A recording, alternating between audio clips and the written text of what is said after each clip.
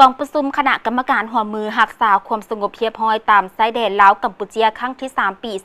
2025ได้จัดขึ้นในวันที่ 19 พฤษภาคม 2025อยู่ที่นครปากเซแขวงจับปะซักสาธารณรัฐประชาธิปไตยประชาชนลาวฝ่ายลาวนำโดยทานพลตรีบรรทองบุตรวงศ์ห้องหัวหน้ากรมใหญ่เสนาธิการกองทัพประชาชนลาวประธานคณะกรรมการหัวมือหักษาความสงบเรียบร้อยตามชายแดนลาวกัมพูชาเป็นประธานหัวฝ่ายลาวฝ่ายกัมพูชานำโดยท่านพลเอกเอิร์ธสาราดห้องผู้บัญชาการทหารสูงสุดหัวหน้าเสนาธิการห่วมกองทัพแห่งราชอาณาจักรกัมพูชาประธานคณะกรรมการหัวมือหักษาความสงบเรียบร้อยตามชายแดนกัมพูชาลาวเป็นประธานห่วมฝ่ายกัมพูชามีคณะกรรมการทั้งสองฝ่ายพร้อมด้วยภาคส่วนเกี่ยวข้องเข้าร่วมกองประชุมทั้งสองฝ่ายได้ปรึกษาหารือแลกเปลี่ยนความคิดเห็นทบทวนคืนและตีราคาผลของการจัดตั้งปฏิบัติตามบทบันทึกกองประชุมคณะกรรมการหัวมือหักษาความสงบเรียบร้อยตามชายแดนลาวกัมพูชาลาวครั้งที่ 2ที่จัดขึ้นที่นครเสียมเรียบ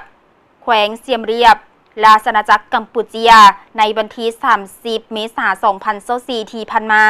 โดยรวมแล้วเห็นว่าการร่วมมือรักษาความสงบเรียบร้อยตามชายแดนลาวกัมพูชาลาวมีความสงบเรียบร้อยตามบริเวณชายแดนมีความปลอดภัยดีมีการพัฒนาแบบยืนยงซึ่งในระยะ1 ปีผ่านมาเห็นว่าประชาชน2 ประเทศลาวกัมพู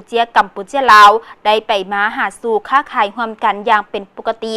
การเข้าออกเมืองส่วนหลายแม่นถูกต้องตามระเบียบการและกฎหมายที่ได้กำหนดไว้ในการเคลื่อนไหวเวียกงานสำรวจและปักหลักหมายชายแดนลาวกัมพูชาโดยเริ่มจัดตั้งปฏิบัติร่วมกันนับแต่เดือนพฤษภาคม 2023 ถึงปัจจุบันเห็นว่ามีความคืบหน้าซึ่งสามารถสำรวจขุดและถอนหลักหมายเทกันเปื้อนตีนเสาเทตีนเสาต่อมอเทเสาต่อมอและเทแทนลักไม้ได้จำนวน173ลักไม้และหับหองรวมกันจำนวน171ลักไม้ตีราคาผลการสำรวจได้33ส่วนห้อยของแผนการ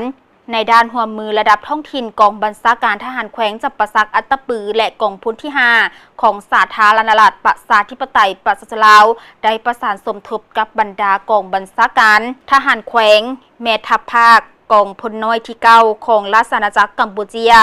เพื่อเพิ่มทวีการแลกเปลี่ยนข้อมูลข่าวสารร่วมกันสกัดกั้นการเข้าออกเมืองผิดกฎหมายสกัดกั้นทุกการก่อการให้อาชญากรรมข้ามชาติการฆ่ามนุษย์การขนส่งค้าขายสิ่งเสพติดและการกระทำผิดกฎหมายต่างๆอย่างเป็นปกติโอกาสดังกล่าวประธานร่วมทั้งสองฝ่ายได้พร้อมกันลงนามในบทบันทึกกองประชุมคณะกรรมการร่วมมือรักษาความสงบเรียบร้อยตามชายแดนลาวกัมพูชาลาวครั้งที่ 3 ปี 2025เพื่อรับรองเอาผลของกองประชุมในครั้งนี้ไปจัดตั้งปฏิบัติในต่อหน้าให้เกิดดอกออกผลเพื่อแนใส่เฮ็ดให้ชายแดนของ2 ประเทศลาวกัมพูชาลาวกลายเป็นชายแดนแห่งสันติภาพมิตรภาพการพัฒนาและการร่วมมือที่มีผลประโยชน์ที่ดีร่วมกัน